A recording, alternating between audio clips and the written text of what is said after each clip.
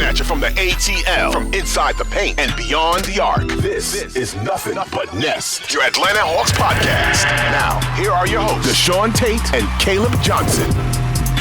Welcome into Nothing But Nest, episode 29, an Odyssey podcast as we cover the Atlanta Hawks. I'm Caleb Johnson, in with my co-host, DeShaun Tate. DeShaun, how you doing, man? I'm optimistic this morning, Caleb. Optimistic about who? What do you mean about who? Who? About what? The Hawks. What else are we on here to talk about the Atlanta Optimistic? Hawks? Absolutely.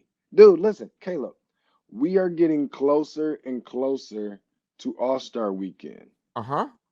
Which could only mean one thing, what I've been saying over and over again, besides the fact that they get to get this rest that me and you was, texting so much about yesterday that you felt like Hawks players desperately needed against, the team that they have a terrible record against. Do we get rest? 14th in the East right now, but no, they didn't get rest. But No, I'm saying, do we get rest?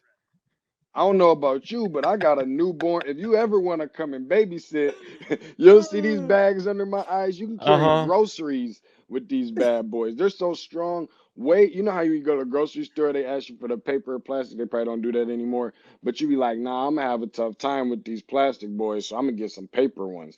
Mm-hmm. The paper ones ain't as strong as the bags I got under my eyes. But listen, we're getting closer to All-Star Weekend. Get a chance for the boys to get a break and whatever else kind of excuses that people want to make, for the team. But, I feel so good for whatever reason. Maybe history has shown me, I don't know this, that. But, I feel really optimistic and good, very positive, glass half full about the turnaround that we're going to see with this team in the second. I can't really explain it. I think some of it is definitely, we'll get into that a little bit later, but that is the reason behind why. I was just about to say, so DeShaun, I'm over here, I got you ain't got the liquid death, do you? Nah, I got just good filtered water in my Yeti over here, but I'm wondering what's in your cup because you don't want to know what's in my cup. Okay, I was about to say you're gonna play the Lil Wayne. It's in my cup. I don't get to know what's in it because I'm just wondering what this whole what you've been sipping on to think that you should be optimistic about this team. I mean, since we've last talked, the Hawks played the shorthanded Spurs.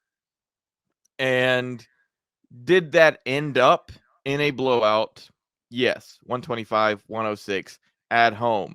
However, as someone who was rushing over to the arena, because I had a show 30 minutes before that ended 30 minutes before tip-off. So I'm rushing over to the arena. I get in there, and I get to sit down, and I'm looking at a San Antonio Spurs team that is dominating in that first half, the Atlanta Hawks. And so I was very confused what was going on. Second half, it seemed like they tightened everything up, but there was just a lot of, weird stuff going on. And then you go to Charlotte. And yes, as you and I were texting back and forth before this game, you had Trae Young get put. It was Trae Young, it was Bogey Bogdanovic, and John Collins. All three of them for different types of soreness. You had Trae Young probable, he got upgraded to available. Bogey Bogdanovic was questionable, he got upgraded to available. John Collins and his soreness though out. He was out. I got a random question for you on that, by the way. Do you think if any of those guys were in a situation like that, and it was All-Star Weekend, a game that does not count, by the way, do you think they're sitting because of sorenesses? You're saying if they were in the All-Star game, would they sit because of soreness? Yeah, if they were sore, you can't play, you can't participate. No, because there's a different level. We all know there's a different level of competition in the All-Star game. It's very light. It's very easy. So it would make sense that you could play into that, but not in a regular season game. If there was some serious soreness, something that you didn't want to aggravate further or upset any further. And here's the thing, and this we can get right into it, DeShaun, before we get into the actual game itself. They're playing the Charlotte Hornets, okay? I know what the record is the Atlanta Hawks have against the Charlotte Hornets. However, Charlotte's overall record is 16-43. Well, it was 15 before this game, but 15-43 before this game. So yeah, if you want to rest guys against a team like this, I'm not very surprised. I'm not saying I necessarily love it, but it is the NBA and this is what happens. So I'm never shocked by that sort of thing. So when I saw the injury stuff come out, it was like, all right, yeah, getting some extra rest in for a guy like John Collins, who you don't want ending up on the injury report for something more serious. Sure, I'm cool with it. But you, on the other hand, you're just like, oh, every guy's got to play all 82 games. Well, here's the thing. I'm glad that appreciate the producer behind the glass, Rick, putting this up there. Charlotte tops the Hawks for a third time. Guess what? It's not a good look. Not just for a third time. Not just for a third time. A third time out of 4 tries, by the way. Listen, it's not about all 82 and this, that, and the third. It just depends on what side of the fence that you're on. Because, like I said, if this was the All-Star game, first of all, playing Charlotte should probably be just about as close as light work as the All-Star game is, if I'm just being honest with you. But outside of that fact, like, the reality is that with such soreness, should it sit you out for like an All-Star game because it doesn't count? Why participate in something that's essentially like exhibition for something that is like not as serious as adding a number to the left side or the right side of the result column, something you're actually getting paid for? Now, I know extra incentives and whatever else comes along with that, and I don't want to turn this into an All-Star thing, so we can get into that at a later time, but like, I don't know. I feel like they definitely should have been playing, because where's the whole like you can't take anybody lightly and in this league, you got to prepare for everybody any given night and all this other type of stuff. Well, then you go out there and you play. If you're healthy enough to go out there and play, then you go out there and play the game. By the way, this team has your number. You entered the game, with a 1-2 record versus them. Not only that, you let essentially three guys go for 30 points on you. Okay, one of the guys, okay, Gordon Hayward, hasn't hit for 26 points since the second game of the season. Okay, got a bum leg and everything else.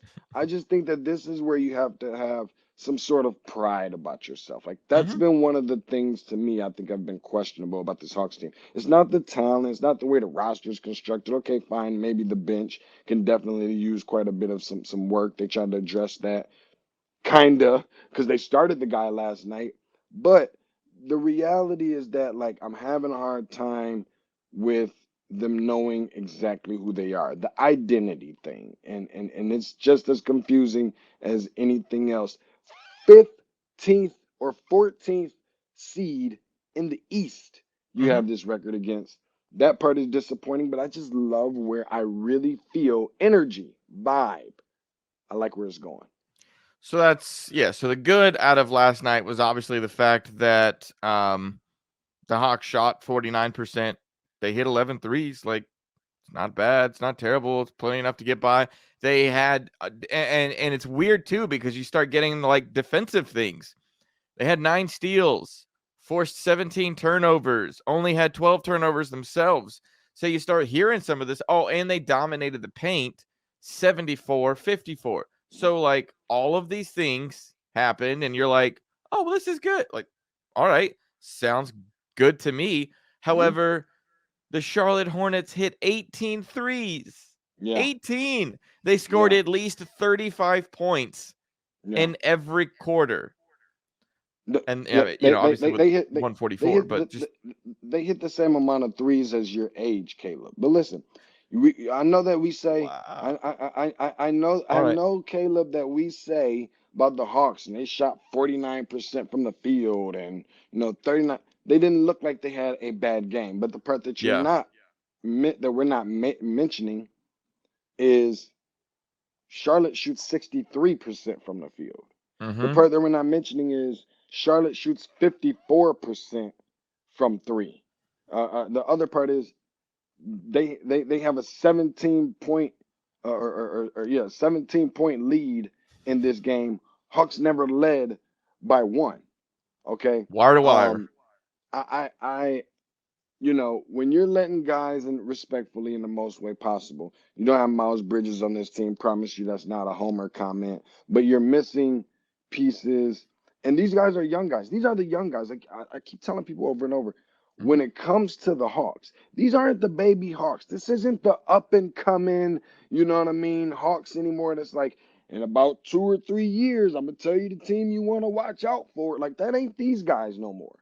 That's And it's funny. the other team. And it's funny too, DeShaun, because Trae Young's going to the podium pretty regular, and because he did this after we talked to him after San Antonio, where I was asking him about, like, how do you prepare for a team who not only has lost a lot of good players, like they've sent them elsewhere, and then guys are injured, and so they're kind of playing with that like nothing to lose mentality. And I remember Trey told me then, he was like, yeah, like I remember being that guy on some teams a couple of seasons ago that weren't very good, and you just got to keep your head up and that sort of thing. And it's like, okay, so you remember being that person, but somehow when you get a team that's built with actual talent and should be able to win, it's just not all coming together. And honestly, you know what's weird, DeShaun? The funny thing is the defense was so bad against Charlotte. Trae Young was talking about how bad the defense was. And he played, you called me in the middle of this game because we got to give him his credit. I will do it every time. Anytime that Trae Young is playing defense that gets people's attention, which I would say that for the most part, he did pretty well. Yeah, it wasn't bad. Yeah. Because what he had, 2 steals? Yeah, 2 steals, against Charlotte. Pretty active hands, diving for loose balls and that sort of thing. It was good to see. However, it's got to translate to the entire team. I want to play real quick a clip from Trae Young talking about the issues with defense last night. We're a really good offense, and we can score on pretty much any team. Our main focus is that defensive end, and we're not guarding anybody. We're not going to win any games. Giving them 144 points is way too much. We're not beating nobody in this league like that. So we're not beating nobody in this league, allowing 144 points. Trae Young said that. Yeah. Not DeAndre Hunter, not DeJounte Murray, not name the next defender for the Atlanta Hawks. That was Trae Young saying we've got to play better defense. Because strangely enough, a lot of it for him was like, hey, I was doing my part. And it really felt like, DeShaun, like the switches were a big issue. I'm going to give a little bit of slack, not 144 points of slack, but I'm going to give a little bit of slack to the fact that Saddiq Bey started this game and had not been in. He admitted after the game he had not been in the gym for 3 days, and then started. He did not know in detail the Hawks, like defensive switches, how they like to play, their tendencies, all that sort of thing. So you got him out there, and you could see it. Like, why were the Hornets hitting a lot of threes? Because guys and their help defense was off. They were, collapsing the paint, and then Charlotte's kicking out and knocking down threes. And I'm not going to put it all on Saddiq Bey, but there's quite a few times that I was looking over like, oh, he just didn't know. I wanna play Coach Caleb for a minute. Okay. If it was Coach Caleb's decision, would he have started Saddiq Bey? No. And if not, okay, so what would the lineup have looked like with Coach Caleb? Trae Young, DeJounte Murray, DeAndre Hunter, Jalen Johnson, and Clint Capella. Okay. Why Jalen Johnson? Okay. I could see going Trae, AJ, DeJounte, DeAndre, Clint. I could see Here's that what as well. I'm curious of. Why not? Because John Collins didn't play, for those of you who maybe been living under a rock or whatever. But why not Bogey Bogdanovic? Or why not? And this isn't a challenge. This is just a question, curiously asking. Why not Bogey? Why not Onyeka? So I'm not gonna start Bogey because I want him coming off the bench, and I want him being a big part of that bench that DeJounte will run a lot of times. And then why not Onyeka? I'm never gonna put Onyeka and Clint next to each other. Just I don't think like Charlotte would have taken advantage of that really quickly, really easily, I believe. Not to say that they didn't take advantage of what the Hawks threw out there, but and here's the other thing. I'll say this, and this comes without any sourcing, without any I'm hearing this from inside the organization. This is Yeah, because you're pretty good at that, Caleb, just to let you know. what's that? The here's what I'm hearing, the sources. And I love it. I Yeah. love it. No hate. But that's Caleb. I love when Caleb gets to grace us and bless us with his presence of here's what I'm hearing. Because guess what? The people gotta know this stuff. Go Yeah. ahead, Caleb.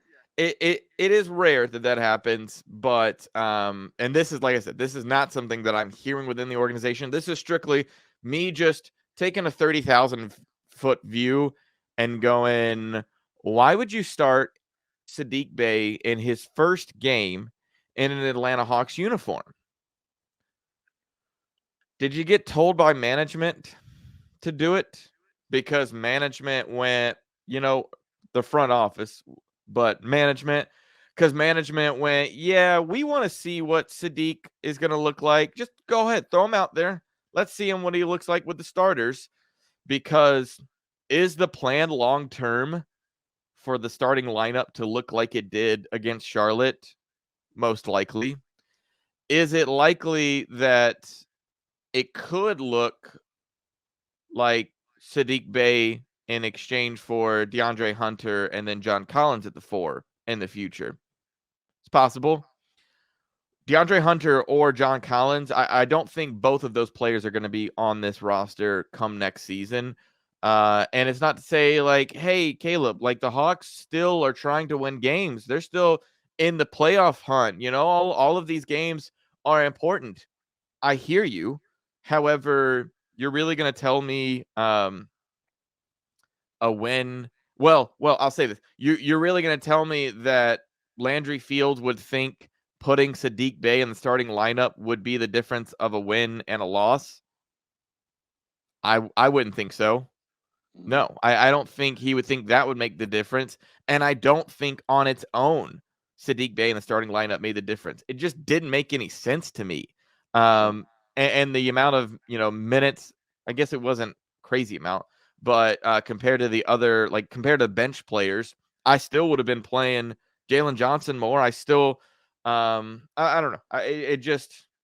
Caleb, they barely, and I told you this on yesterday. I was felt kind of dead serious about it, but they like in the back,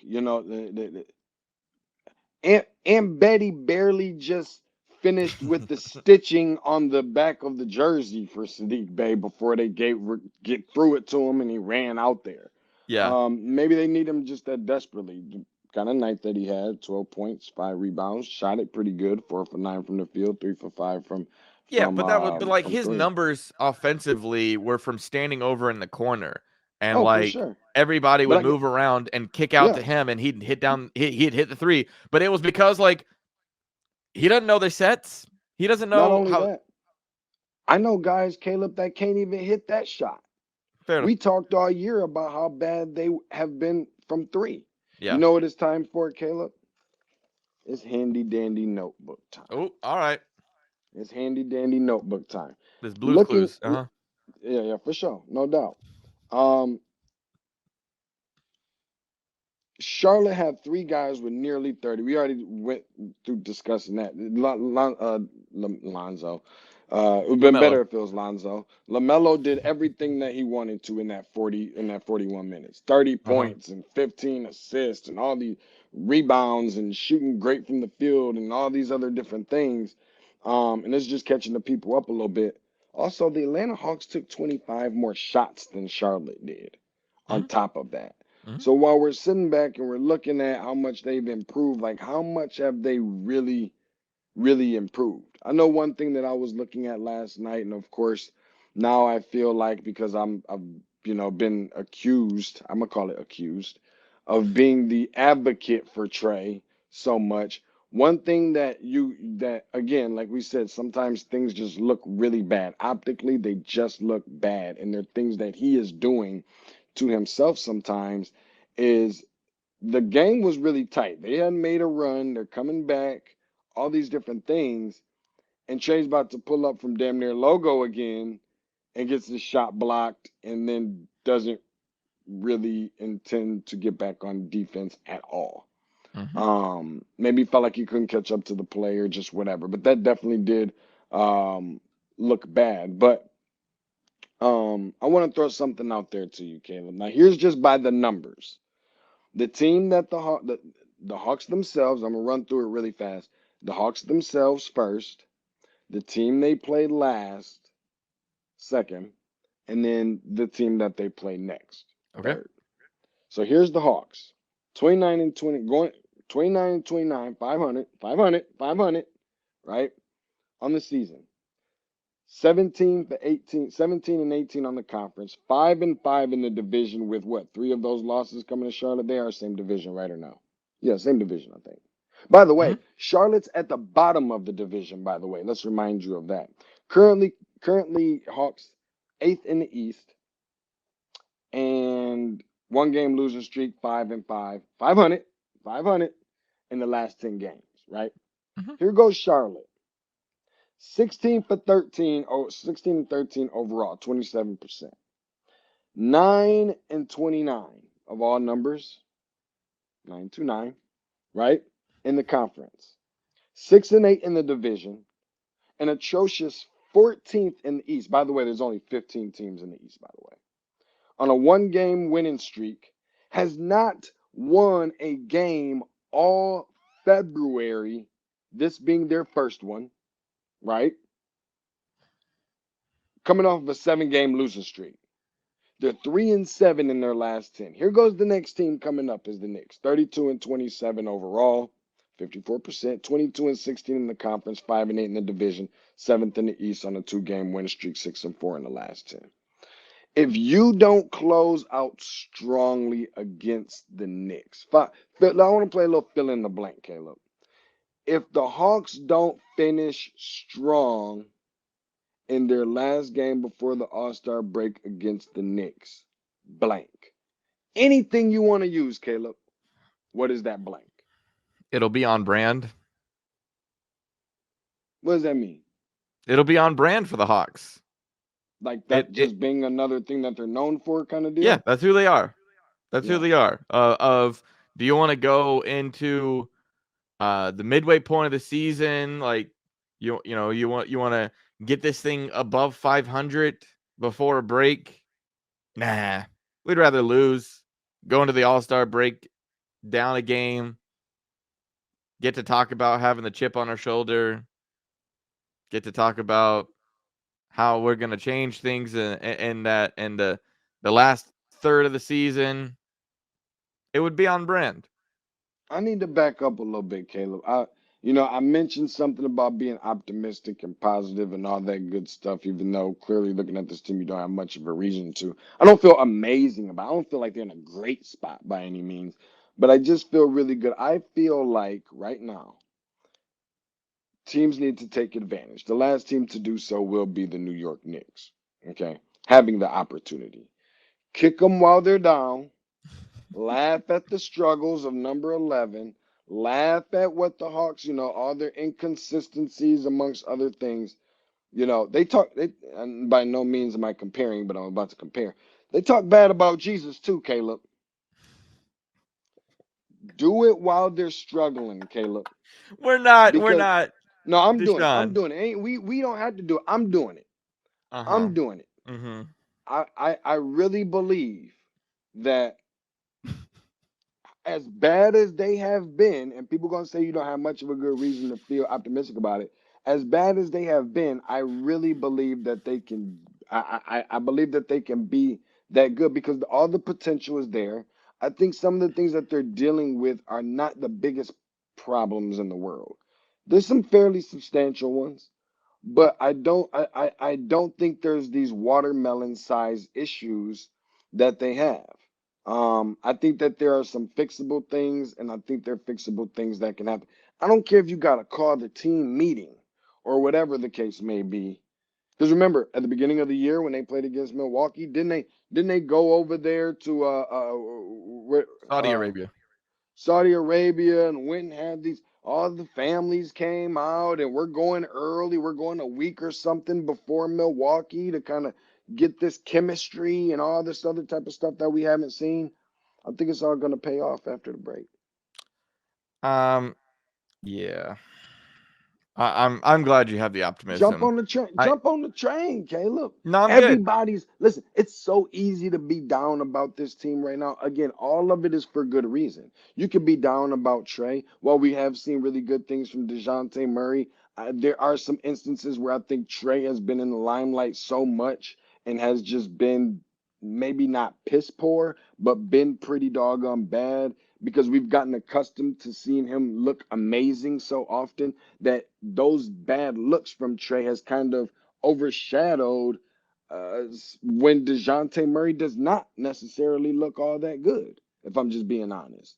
Like, I just think that things are going to start coming together. You got to jump on the train, Caleb, because guess what's about to happen after the break? Guess what's about to happen after the break? Everybody else is about to jump on the train after they go on their run. And that is the same reason, Caleb, why people feel the way that they do about Atlanta Hawks fans. Because right now, people are not really paying attention and not all in. If they were in first place, they would be. But right now, everybody's not all in and this, that, and the third. Go on a run. Find yourself in the upper half of the East some way, somehow, where you're supposed to be. Find your way from 8th to maybe go from 8th to 6th. 6 to 5, and be right there contending around 4 and 5, where we saw them last time when they went on a run of Eastern Conference Finals. And people are going to start saying, "Oh, is this Hawks team turning it around?" Get on board, Caleb, just like everybody else. But you have a chance to do it early. You know what I'm gonna do, DeShaun? I'm gonna stay in my lane, and I'm gonna sit this one out. And I'm just gonna be cautious. That's funny the way that works. That's funny the way the verbiage that you use. I'm gonna stay in my lane. I am. I'm gonna stay in my lane over here, and I'm gonna watch and see what happens. You know, you talk about people maybe attacking Hawks fans for jumping on the bandwagon when things get good. It's almost like a team has to earn their fan base by performing well. Oh, I mean, how would we be as a society if every fan base treated their team as like, you have to earn our support? I mean, I know that there's the delirious ones up in New York, and they cheer for their team no matter what, and good for them, because there's some special people up there. But it's almost like you got to earn people's support. And right now, yeah, a lot of people are very down on this Hawks team, rightfully so, especially when you lose to the Charlotte Hornets. However, am I going to say I'm down on this team? No, because I'm just like, they are who they are. They are exactly who they are. They're average right now. They're 29-29. You went through all of the stats. We've seen the Brad Rowland tweet that came out a couple weeks ago, and he did it again, I think last night, because they're all of their statistics, they're just average. They're just completely average across the board. The one thing that I do want to get into That's why I feel good, Caleb. That's why I feel good, because as bad as they've looked, they've been average. See, you're that guy who goes to Vegas and is like, I won out. Yeah, I won all my money back. Yeah, but you're going back in. You're going back in, DeShaun. You're like, okay, I brought $500 with me, and I broke even, but let me add like 200 and go back in, because I bet I can win some money out of it. And I'm saying, hey, I'm gonna walk away. I'm gonna leave with my money. Anyways, I do want to get into something that I think has gotten a little bit out of hand a bit. We've got to temper our expectations, DeShaun, with the trade deadline and what the Atlanta Hawks were able to do at the trade deadline. Because we saw Saddiq Bey, obviously he gets the start.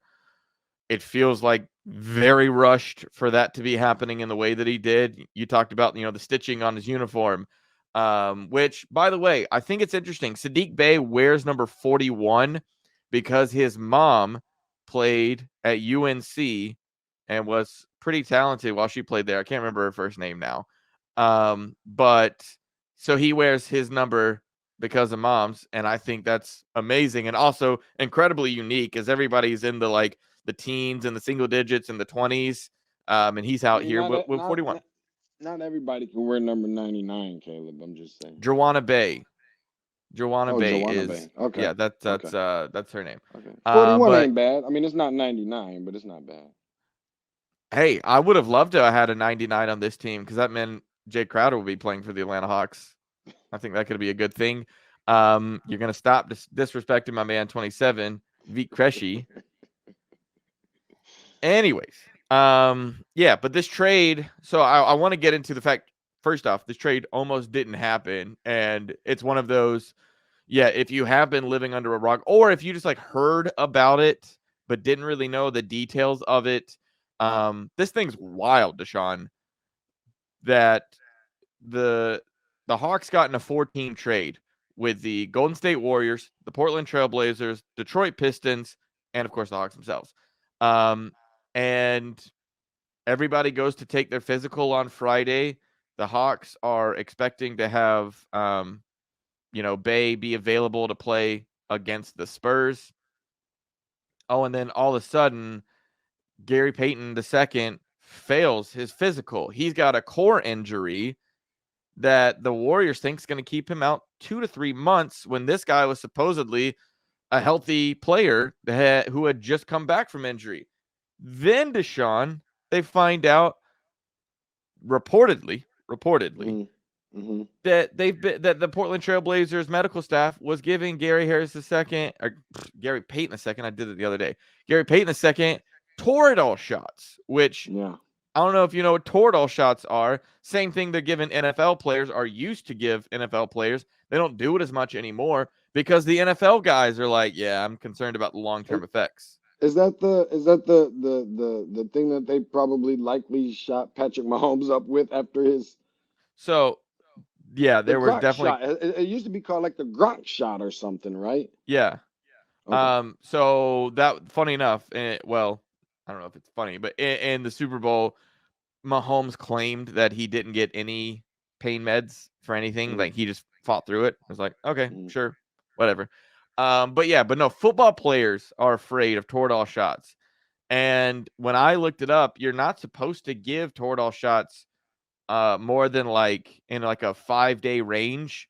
And apparently they had been giving it to Gary Payton for a couple weeks to keep him available to play. So a really sketchy situation that put the trade in limbo because all the Warriors had to do was, hey, he failed the physical.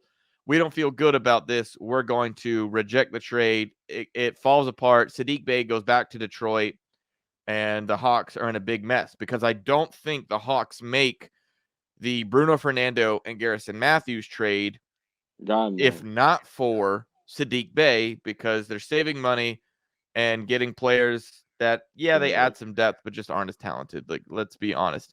Because you know what, the Hawks, my favorite thing is when you get players who aren't particularly good, you start talking about development. You start, we're really interested in the development of Bruno Fernando and Garrison Matthews. Yeah. That's what you say about guys who aren't very good right now, which is fine. It is what it is. However, the trade almost doesn't go through. But the thing that, DeShaun, that I talked about on my show on Saturday, the reason why I knew this trade was always going to happen, no matter what was going on with Gary Payton II, was simply the fact that the Golden State Warriors were set to save $130 million over the next 2 Mm. seasons because of James Wiseman. James Mm-hmm. Wiseman's contract put them in the luxury tax in such a way that trading him away saved them $130 million over the next 2 years. They were always going to do it. They even if they just gave James Wiseman away to Detroit, they were always going to make this deal. But it was a very just like sketchy situation and something that I think Portland's going to get. They're going to end up getting investigated, I believe. But the reason why, DeShaun, the reason why I spent all that time talking about that is to bring up Saddiq Bey and expectations that I think Hawks fans should have for Saddiq. Yes, he started in his first game. Yes, he started in the past for the Detroit Pistons. Is he really a long-term solution to start for the Atlanta Hawks or to drastically change this team right now? No. And I think there's too many Hawks fans who are like, "Oh, thank goodness. The Hawks got Saddiq Bey. This is going to fix our problems, DeShaun. It's going to change everything." And I just want to pump the brakes Yeah. on that. Like the word that Landry Fields kept bringing up when it came to Saddiq Bey was depth. And I believe that's exactly what Saddiq Bey is. I'd be really, and first of all, I'm gonna say this much because it just really had me thinking. I guess I'm gonna have to talk to producer Rick after the show to find out who ends up playing more games, Marvin Bagley or James Wiseman, which is probably a terrible thought right now. But, um, I forgot but that's where Bagley went. Yikes. yeah, I know. Tell me about it. He's a Only better this he's a guy. better Only this guy, Caleb, went on the air on draft night and said, I could potentially see this guy being a 10-time NBA All-Star. But we'll forget about that Marvin at this point. Bagley? Well, listen, I'm always gonna, you know me, Caleb. I'm always gonna own mine. I'm Uh-huh. That's fine. always and Hey, forever gonna we're not own it. always right. The Yeah. same way that I tell you about Trey or this guy or that guy, and I've said it many years before. People like, hey, who the hell is he talking about? Who's that guy? Steph Curry was another one I warned people about. Is the same way I will honestly own up to my Luka. I will own up to my John Morant. I will own up to my Marvin Bagley. Anyway, the list goes on, and there ain't many of those, by the way. But Hey, Marvin Bagley, better rapper than he is basketball player, and oh, he's not please a don't say that. he's not a good rapper. So Yeah, just want clearly. to fit that in Uh, there. yeah. I'll say this much though, about the whole Sadiq Bey thing. The crazy part about it though too is Caleb is that like, what kind of pins and needles or bad taste in the mouth or eggshells you have to walk on to even consider doing business with the Portland Trailblazers Oh, again moving forward. absolutely. Yeah. You know what I'm saying? Because it's like not only that, but have they been having this guy playing on the and this is something that should have kept him out for X amount of months. So I mean, I don't know. I'll be honest with you, like there, we can always talk about the superstar players. We can always talk about the all-star players because those are guys that get talked about often. Hmm. And unfortunately, we talk about the quote unquote, and I don't like to call them this because there's only 47,000, I'm sorry, 4,700 players that ever played this game, and only like 400 or something in that range of those who are on active rosters. But even the quote unquote bums, using a term that people who don't know basketball use, um, they even get talked about more than these guys. But the solid all across the board players, the guys that come from winning cultures like Villanova, the guys that are more than coachable, the guys that are gonna help you only gonna help you win games, the guys that are never gonna help you lose games, the guys that's going to take the floor with the same approach, much like AJ Griffin. I don't know which one of these guys now to call silent killer because that's the vibe that both of these guys are going to give me this year. Hmm. Um, the guys that are going to have youth under their belt. What now? We talked about this last time. What? Not even what 20 something, 21, whatever his age is, 21 or whatever, however old, 25. doesn't matter. The youth that he's coming in with, but the experienced and just veteran presence, the maturity that he comes with also, where I think is also somewhat needed in this locker room, only somewhat. They still don't have the necessary quote unquote dog or that guy with the edge that I would necessarily like, the vocal leader, Mm-hmm. the emotional leader that I feel like this team needs to go along with some playoff experience and all that kind of stuff. But I think that is good. It almost kind of reminds me of like a DeAndre Hunter all over again, where you get these guys. He maybe not the defender that DeAndre Hunter is. Is that the DeAndre Hunter replacement? I don't know. Is that the Bogey Bogdanovich? I know they're trying to empty out. We don't know, but I do like the pickup a lot. Players like him just don't get talked about enough. And whoever was the wizard behind making that decision to have eyeballs over there in the Motor City, paying attention to number 41, they got an A from me, Caleb, because I really believe that what he has, being just a consistency piece, maybe not the all-star and super, you didn't get that. You got the guy that's going to be good all across the board, that you know exactly what you can get from him every single night, and that he will only exceed your expectations. That's another reason why I love the move so much. All right. I know we spent some time talking about it a little bit earlier, but let's get right into upcoming schedule. We've Yeah, got one game left, one game. just one, before Uno. the All-Star break. Against the New York Knicks at home, thankfully for the Atlanta Hawks. I think that'll help them out some. The Hawks I are don't know. 2-1. I don't know, Caleb. They appear to be so much better on the road sometimes than they are at home, for crying Yeah. out loud. It feels like, but that's all about to change. Yeah, but yeah, you get them at home. The Hawks are 2-1 against the Knicks this season. And a bigger reason why the focus needs to be put on winning this game specifically is because the Knicks are the 7th seed. They are 2.5 games above the Atlanta Hawks right now in the 8th seed. So you want to win those head-to-head matchups so you can, you get an extra. Yeah, You some don't just get leverage a a little half bit. game out of Yeah. it. You get a full game out of this thing. So you get closer to being where you want to be. I think it's also interesting too. You mentioned it earlier. The Atlanta Hawks are 5-5 through their last 10 games. So you'll go into the All-Star break. All right, you're going to be, 6-5 and your last 11, or are you going to be 5-6 in your last 11? Which direction is that going to go? As you try to, I would think you'll want to go into the break. You want to go into some vacation time that's going to be for Trae Young and DeJounte Murray and John Collins and all these guys who are going to hop on a private jet and go fly somewhere. You want to end and go into your vacation time on a positive note. You would think that would be priority number one, is to make that happen.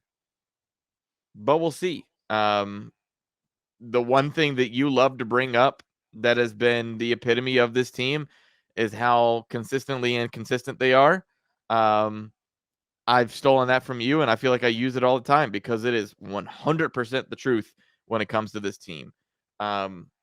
You can no longer predict how things are going to turn out for them, but we'll see. And then thankfully they get a little time off.